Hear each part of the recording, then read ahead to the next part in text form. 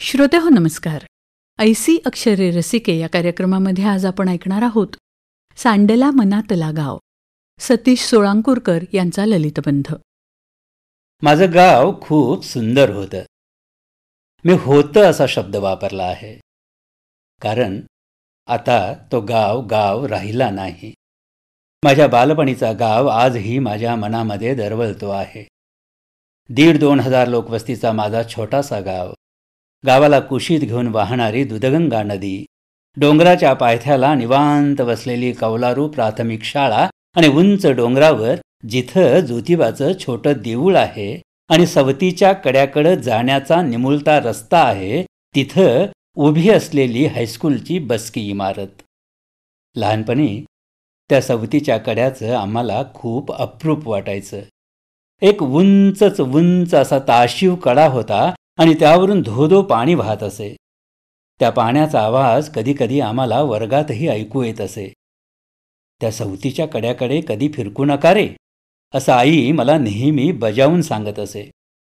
त्या कड्याला सवतीचा कडा हे नाव कसं पडलं याची एक मस्त दंतकथा होती आणि गावातल्या प्रत्येकाला ती माहीत होती.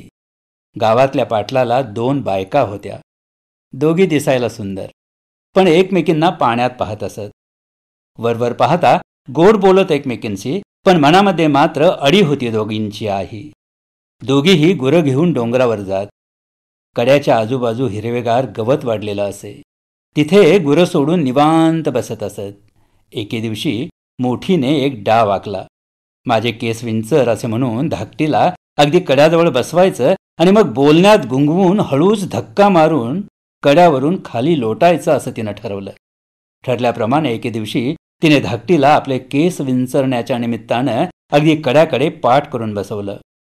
आपण तिच्या पुढ्यात बसली आणि बोलता बोलता जोराचा धक्का दिला आणि दोघीही उंच कड्यावरून खाली कोसळल्या, कारण धाकटीने आपल्या साडीच्या पदराला मोठीच्या पदराची घट्ट गाठ मारून ठेवली होती. असूयेपोटी दोघींचाही अंत झाला होता. तेव्हापासून त्या कड्याला सवतीचा कडा असे नाव पडले होते आणि रात्री अपरात्री त्या कड्याजवळ केस विंचरत कोणीतरी बसून असतं असाही बोलबाला झाला होता. आमच्या हायस्कूलची इमारत ही गावकऱ्यांनी श्रमदानातून बांधली होती. तिचा पहिला मजला अर्धवट राहिला होता. वर्गाच्या खिडकीतून अगदी सहज जरी बाहेर पाहिलं तरी अख्खा गाव नजरेत यायचा. गावाच्या मुख्य देवळाचा रंगरंगोटी केलेला कळस दिसत राहायचा.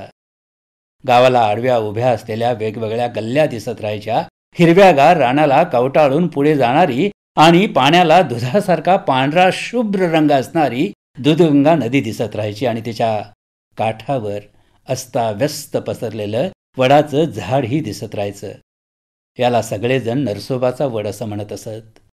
गावाच्या अशा अनंत आठवणी आहेत आणि आज इथे पोटा पाण्यासाठी गावापासून दूर राहत असताना या सगळ्या आठवणी मनामध्ये रुंजी घालत राहतात. आजही जेव्हा ऑफिसमध्ये कोणीतरी गावी जाण्यासाठी सुट्टी मागतो आणि ती मंजूर होते, तेव्हा त्याच्या चेहऱ्यावरचा आनंद हा कितीतरी गोष्टी सांगून जातो. आपल्या गावापासून दूर, आईबापापासून दूर राहत असताना ही गावाची, शाळेची, देवळाची, आईची आठवण आपल्याला अस्वस्थ करत जाते.